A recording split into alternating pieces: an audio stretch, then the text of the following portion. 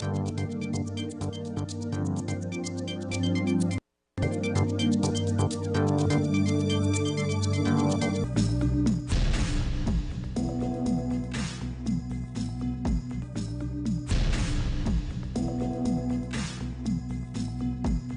en la entrevista contamos con la presencia de Víctor Hugo Quijada, analista político, para hablar de todas las movidas políticas que se han dado el día de hoy, bueno, a lo largo de la semana, el mes, todo este año en realidad. Buenas noches, Víctor. ¿Cómo estás, Fátima? Buenas noches. Bueno, en realidad bastante, no sé, las emociones se mezclan, han pasado muchas cosas. Hace poco han dictado prisión preventiva, esta vez, contra Keiko Fujimori. También nos han dado la, vamos a llamarle buena noticia, de que estaría en trámite la extradición de Inostroza, que no recibió el asilo político. Y bueno, también tenemos un nuevo ministro del Interior, así que hay varios temas que conversar. Ojalá que el tiempo nos dé. Primero quisiera tu opinión respecto al nuevo ministro del Interior. ¿Qué expectativas te genera? Bueno, habrá que esperar, ¿no? Bueno, es un ex militar, bueno, retirado, ¿no? Habrá que ver cómo vemos el tema sobre todo de gestión, ¿no? Porque hay que recordar que de todos los ministerios, el Ministerio del Interior es el más inestable de la historia del Perú, donde se sabe que en promedio duran no más de un año, ni al año justo llegan, y es un cargo, sobre todo por el tema, sobre todo de ahora de la coyuntura, de la crisis, tanto institucional y sobre todo el tema de la seguridad, que es uno de los temas que son más delicados de cualquier gestión, que ya se viene arrastrando desde la gestión anterior, sobre todo con agravantes ahora.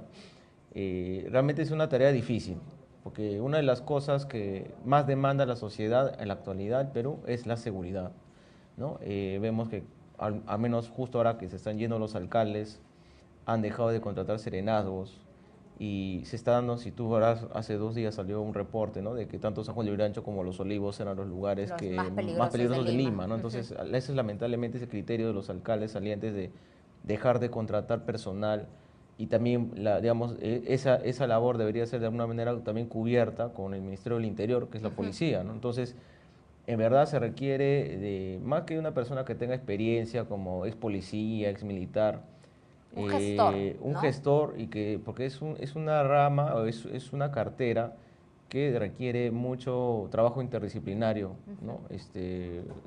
De una manera vertical o horizontal, como quieran verlo, pero transversal, ¿no? Lo que voy es que sea transversal. ¿Por qué? Porque no solamente se requiere que la policía, digamos, se compra más patrulleros o más comisarías, que es un tema pendiente, por ejemplo, desde el tiempo de Humala.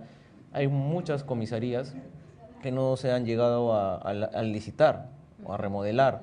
Tampoco el tema de los patrulleros, con los contratos que se quedó ahí en el stand-by respecto a los contratos anteriores del gobierno de Humala, de los Sanjón, que hay un problema ahí con la empresa, que hay más de 300 están obsoletas. Y tenemos deficiencia también en el personal policial y que falta una motivación porque haya más personas que quieran ser parte del cuerpo de Policía Nacional. De los personales administrativos que pasen a la calle, de estos programas, si pueden volver estos programas digamos, bueno, de alguna manera de recuperación o de premios, de premiación, ¿no? O también de aquellos que rápidamente puedan ser policías, como el caso de los halcones, que fue un tiempo, ¿no? Entonces, ahí hay un tema bastante delicado y sinceramente yo soy de la idea de que esa es una de las carteras que no se debería tocar y debería una política continuada. Pero dadas las circunstancias en las que se ha visto bajo una gran responsabilidad Mauro Medina,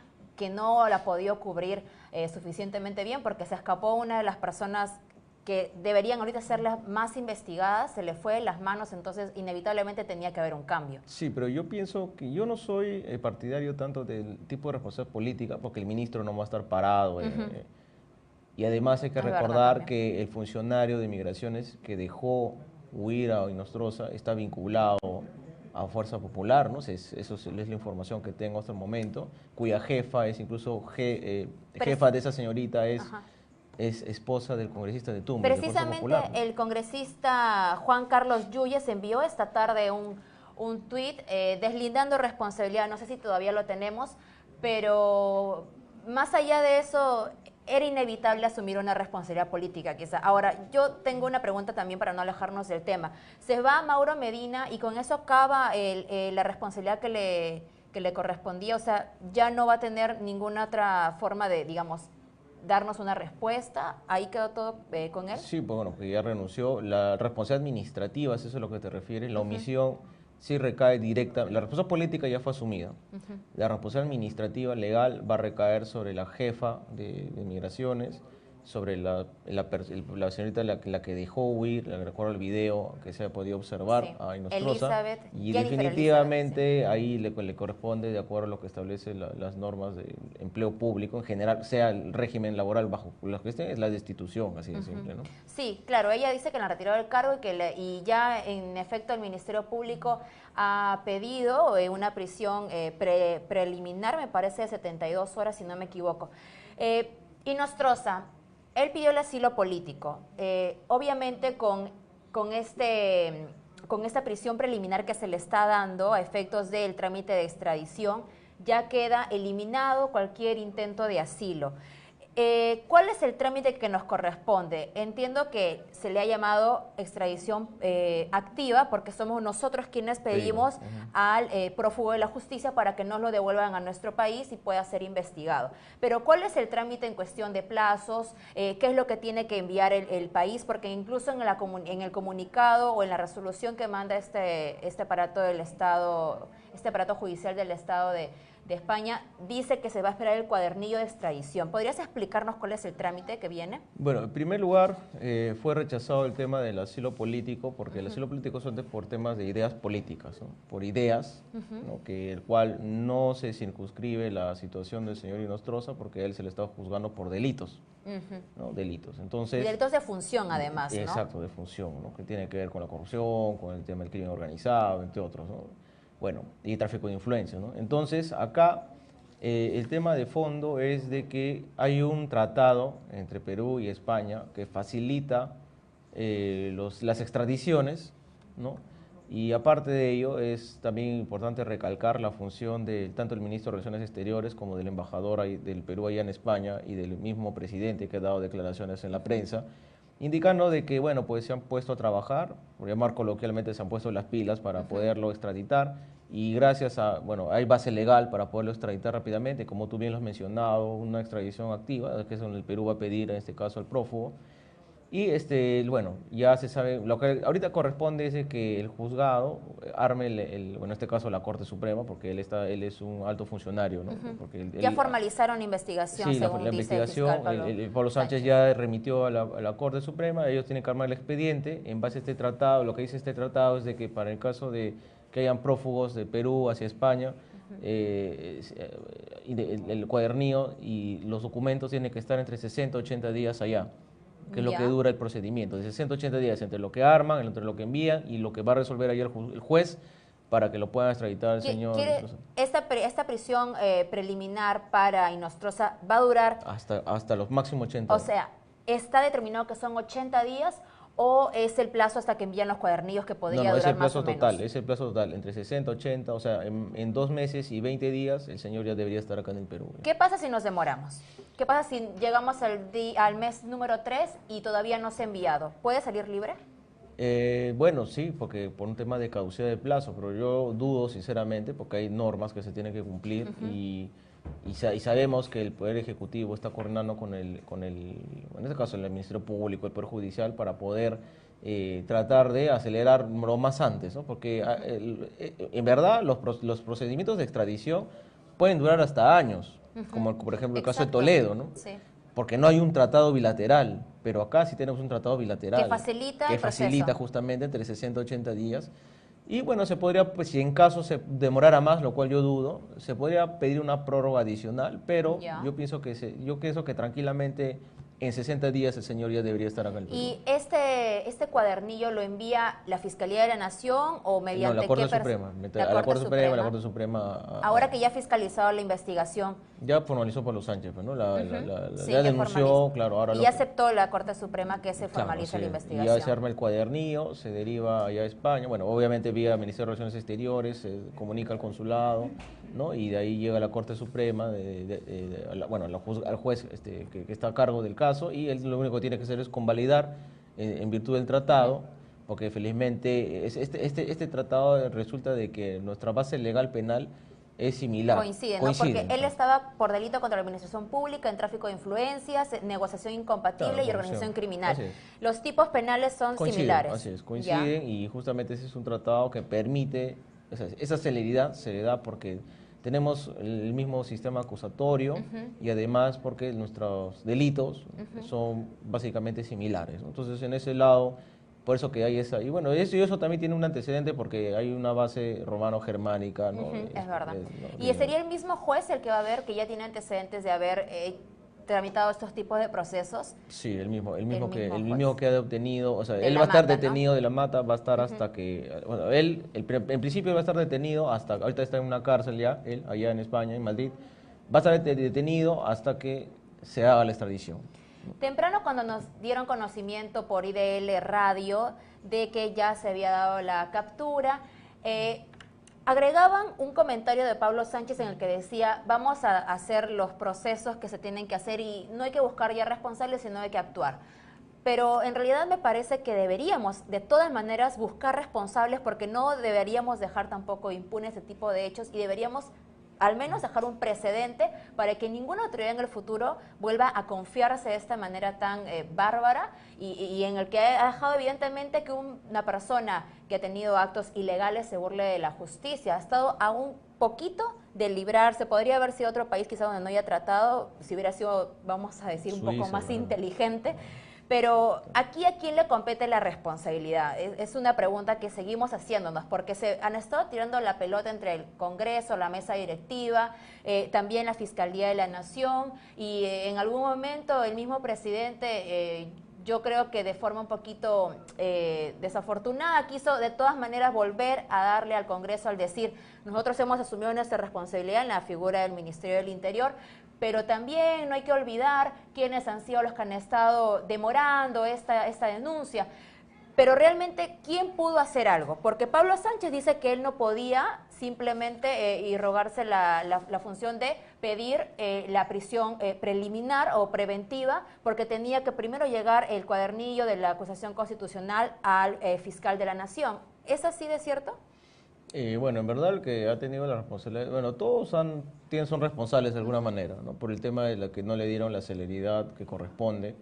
Y la responsabilidad empieza desde el Congreso, que es el que deriva, digamos, los actuados a la Fiscalía de la Nación y la Fiscalía de la Nación a la Corte Suprema. Es decir, ahí debió haber habido una coordinación entre las entidades para poder determinar la detención y antes, ¿no? Mucho antes. Pero hay que recordar que en el momento que él estuvo investigado, ya tenía de alguna manera este impedimento de salida del país, ¿no? Por eso que se armó todo estos problemas. Independientemente de la detención, una de las medidas coercitivas que él ha tenido es no poder seguir, pues. Por eso que se hace, sino porque si él hubiera tenido, digamos, las libertades plenas, se hubiera podido ir normal y no hubieran destituido a los señores de migraciones, ¿no? Y tampoco hubiera renunciado el ministro, ¿no? Ya había un impedimento para que él salga, ¿no? Incluso se le anuló. Eso es también muy extraño, ¿no? Él tenía 2 pasaportes, uno ¿Por qué no le anularon los 2? Claro, y dejaron el rojo, el común, de ciudadano, lo dejaron, ¿no? Sí. Y sinceramente él no podía salir, porque eso es lo que debería haber figurado en el sistema. Pero ahí ha habido definitivamente una colusión con la funcionaria a cargo de esa ventanilla y de esa entidad para poderse fugar. Ahora, acá existe responsabilidad de todos, cada quien debe asumir su responsabilidad en el tiempo que debió haber actuado, ¿no? Y la responsabilidad directa recae sobre migraciones, en primera instancia, y en segunda instancia en el Congreso y también la Fiscalía de la Nación, ¿no? ¿De modo que el Ministerio del Interior solamente ha asumido una responsabilidad política que quizá no le correspondía? No, porque, bueno, a mí lo que me preocupa, bueno, de responsable político va a ser. Ya. Yo no sé si eso le debería haber costado el cargo, ¿no? Porque él no fue el que estuvo en la puerta de... Claro, y aparte de ello, habría que investigarse bien. Aparte de ello, a mí lo que me preocupa es que esto de estar sacando ministros a cada rato, Traba la gestión, ¿no? claro, traba la gestión. Justo hablamos de que la seguridad es uno de los problemas más sensibles ahorita que hay en el país. Y lo que se requiere justamente es continuidad, ¿no? Continuidad a las políticas, ¿no? Entonces, si tú cortas una cabeza, ya, la reforma política está muy bien, ¿no? Y ahí pasa a otro ministro con otras ideas, con otros viceministros, con otros directores, con remoción de los generales en cada Cargos de región policial y confianza, cargos de además, confianza, también. entre otros. Estamos hablando de que otra vez empezamos de cero, ¿no? Y no se puede estar refundando, si queremos llamarlo así, un ministerio, ¿no? Por ese lado me preocupa. Por el lado de la responsabilidad política, yo pienso que era más que suficiente asumir la responsabilidad y destituir a los funcionarios directos, que es el jefe de migraciones y los que estén a cargo de las ventanillas, ¿no? Y quizás en frontera, zona de frontera, en la parte sobre todo de Ecuador, ¿no? La parte que va al norte de Tumbes, Aguas Verdes, ¿qué pasó en ese puesto policial, Claro. ¿no? De hecho, un ex jefe de migraciones había tratado de interpretar un poco las imágenes del video, diciendo que al parecer la alerta no se había activado. Entonces, tendría que ahora averiguarse si realmente se había generado esta prohibición mediante el sistema para que no pudiera él salir del país o si solamente se había simulado. Es más, se había notado la presencia de una tercera persona al lado suyo que está pensándose que puede ser lo que se llama un coyote, que son personas que ayudan a salir de manera ilegal a otras personas del país. Pero es importante establecer bien cuáles son los trámites adecuados para poder haber pedido esta prisión preventiva, porque es lo que ahora está entrando mucho en cuestión y está haciendo que se señale quién habría sido el responsable de no haber tenido una medida de restricción mayor de la libertad para Inostroza. Hay una ley que se está volviendo muy popular ahora, que es la 27379, para los funcionarios comprendidos en el artículo 99, que son altos funcionarios, para imponerles medidas más gravosas en contra de su libertad en procesos preliminares, ¿no? Y ahí se señala que podría habérsele impuesto, así como se le ha pedido, se le ha prohibido, se le ha hecho el impedimento de salida del país, podría habérsele impuesto también la prisión preliminar o preventiva en caso se hubiera formalizado la investigación. Entonces, la pregunta vuelve a establecerse. ¿Podía Pablo Sánchez pedir la prisión preventiva sin que llegue la acusación constitucional física a la Fiscalía de la Nación? No. O como dicen los congresistas, bastaba que esté la publicación en El Peruano para que él pueda hacer su pedido de prisión preliminar. No, eso no. Tiene que llegar físicamente el cuadernillo, porque lamentablemente así es la burocracia. ¿Ya? Y si bien es cierto, se puede haber publicado la acusación constitucional, eso sirve, esa notificación es para el agraviado o para la persona, digamos, que está siendo investigada. Una alerta, digamos. Es de ese momento de ahí hacia adelante se le ha levantado la inmunidad que tenía como alto funcionario, porque esto deriva de un antejuicio, que es Sí. el procedimiento constitucional que le corresponde a los funcionarios de alto Rango, nivel, sí. alto rango, como él que era vocal supremo.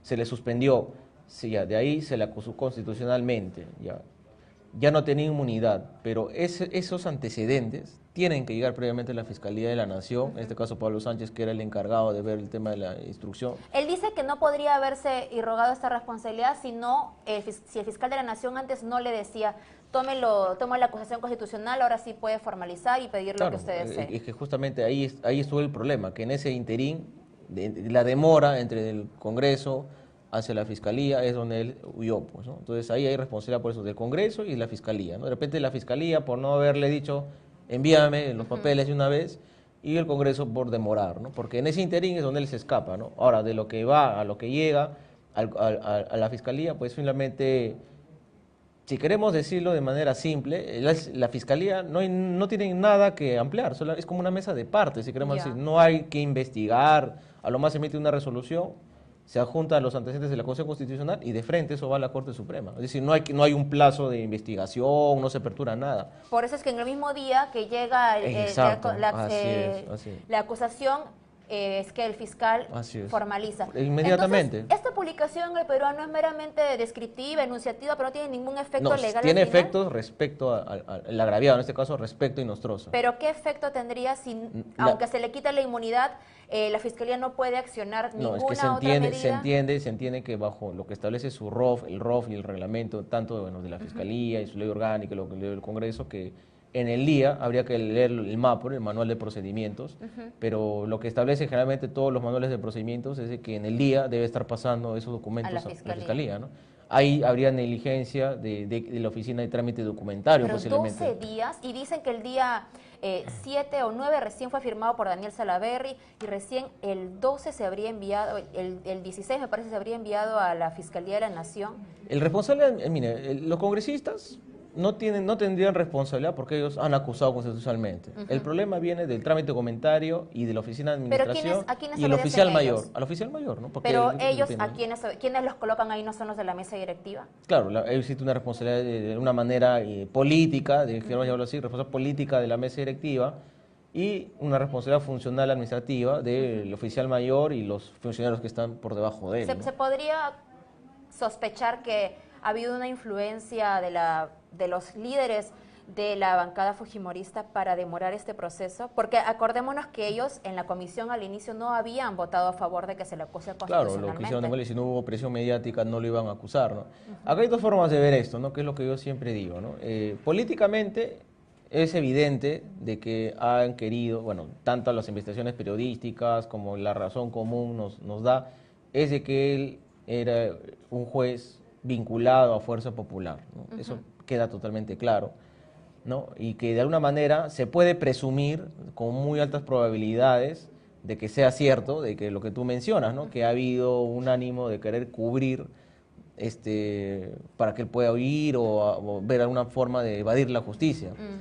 Pero desde el punto de vista legal no se puede hablar de presunciones, porque si es que ya nos salimos del ámbito mediático, del ámbito de... Necesitamos pruebas. Pruebas, ¿no? Y el ámbito legal hay que ser muy objetivo y muy frío, aunque puede sonar injusto, sí, lo verdad. que simplemente son presunciones. Entonces acá hablamos de responsabilidad política, sí, de la mesa directiva, pero la responsabilidad administrativa, funcional, legal y hasta penal es directamente la Oficialía Mayor, de la Gerencia de Administración y de Trámite Documentario. Pero ellos son los que deben porque estar políticamente igual no van a asumir ninguna responsabilidad, ya que al final... No, sí tendrían que asumirlo, definitivamente. Pero no se les va a censurar al final.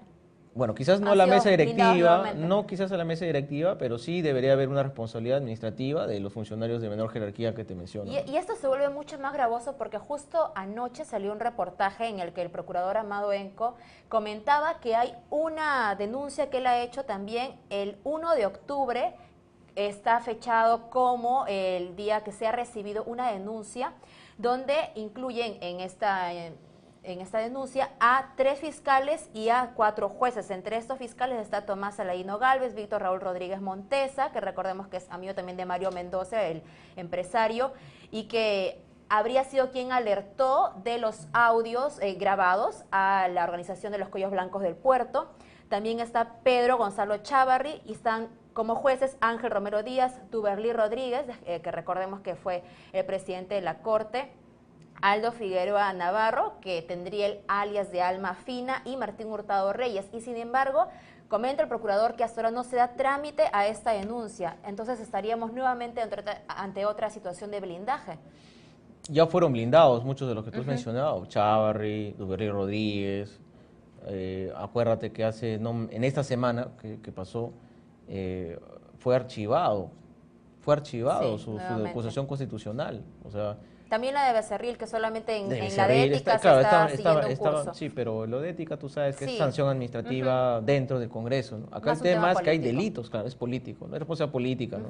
Acá el tema es que estamos hablando de delitos, ¿no? De comisión de delitos contra el Estado, no, ni siquiera es a un privado, es contra el Estado. Entonces, definitivamente a mí no me cabe duda de que existe un tema politizado. A mí no me gusta cuando los temas legales se politizan porque dan a interpretar al que tenga al que tenga más poder, va a interpretar la ley a su forma, ¿no? Entonces, ellos decidieron archivar las acusaciones. Ahora con las nuevas que se vienen, ya sabemos que existe una alianza fujiaprista para poder... Qué lamentable. ¿no? Es lamentable, indigna, y seguramente mucha de la población sabe, porque ahora esto es algo que todo el mundo lo sabe. Todos los días vemos aparte las votaciones en las comisiones. Claro, y aparte de eso, lo único que contribuyen los señores de esa comisión, ¿no? Permanente y del Congreso en general es unos puntos menos, una raya más al tigre, y otorongo no come otorongo, pues, ¿no? ¿Qué va a pasar si, ya van a interpelar al ministro del gabinete, al presidente del gabinete de ministros, esto podría originar un nuevo pedido de confianza, de cuestión de confianza. Sí, bueno, para mí yo fui uno de los pocos abogados que salieron en diversos medios a hablar de la posibilidad, bueno, desde el 28 de julio hacia adelante, de este cambio de discurso de Vizcarra. Ya para mí, o sea, pude que él tenía un tufo más autoritario y confrontacional contra el Congreso y lo debilitó a la manera de que hemos llegado al de la crisis de hoy, donde ahora sí estamos ya prácticamente hablando en términos así objetivos de que existe altas probabilidades de cierre del Congreso, porque el Congreso lo va a querer censurar a Villanueva. Y el presidente, como establece la Constitución, le va a plantear una cuestión de confianza al presidente del Consejo de Ministros, lo cual va a generar una crisis total del gabinete, y de ahí viene lo que se aplica, lo que está en la Constitución, como ya sería una segunda, ¿no? Porque acuérdense que la primera censura fue en el tiempo de Kuczynski. Simplemente lo que correspondería es la disolución del Congreso, ¿no? Y quizás estemos hablando de que el próximo año estemos hablando de elecciones, ¿no? Porque este año nomás terminaría su gestión el Congreso actual, ¿no? Ahora, pero qué peligroso, ¿no? La inestabilidad sí, que totalmente. Eso genera un caos absoluto de malestar en la población, de crisis institucional. A la vez también hay una repercusión internacional, porque nos ven que acá todo el mundo se está peleando por el poder. Todas las Es una semanas lucha de casi poderes. hablamos de una Todas las tentativa de semanas, que se cierre el Congreso y ahora es más concreto y que de la nunca. vacancia incluso. Claro, ahora es más concreto que nunca. Incluso también se puede hablar de que puede ser que se plantee la vacancia, porque acuérdate que hay documentos que se encontraron en la casa de uno de los investigados. Exacto, de la secretaria de Carmela Paucar, y no me acuerdo bien su apellido, de la secretaria de Keiko Fujimori, habían voluminosos files de casos de investigación Vizcarra, de ¿no? Vizcarra. Imagínate, y temas de Carmela delitos que él cometió en Moquegua. Y que si es que hablamos también el tema de la vacancia por tema contra la moral o por temas de moralidad, como lo sacaron Kuczynski, tranquilamente calza también, ¿no? Vamos a ver, lamentablemente la lucha de egos y de juicios de valor y subjetividades en nuestra clase política, ¿no? Lo hace ver lo que son, ¿no? La gente lo que interesa es la seguridad y la economía, ¿no? Y lamentablemente el clima político, por más que de una manera a la gente no le importe, influye en esto, ¿no? Ahorita estamos casi en recesión y la seguridad cada vez más está peor, ¿no? Entonces, lo único que hacen nuestros políticos es demostrar su inmadurez. Sí, Porque es una lucha de poder, es una lucha de egos, una lucha de quién es más fuerte que el otro, de quién mete más gente que el otro, de quién tiene más influencia que el otro, cuando en verdad lo que deberían hacer es llegar a un consenso, evitar el cierre del Congreso, ¿no? Y bueno, cada quien que se ponga a trabajar y asuma su responsabilidad, ¿no? Y hacer una reingeniería en las entidades, como lo ha querido plantear el presidente en el tema de justicia.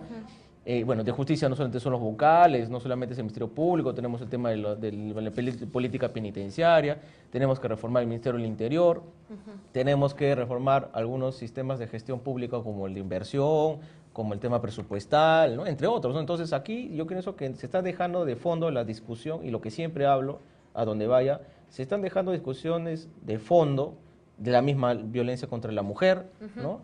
Entre otros, la reconstrucción que está sin ejecutar ese presupuesto ya más de 2 años.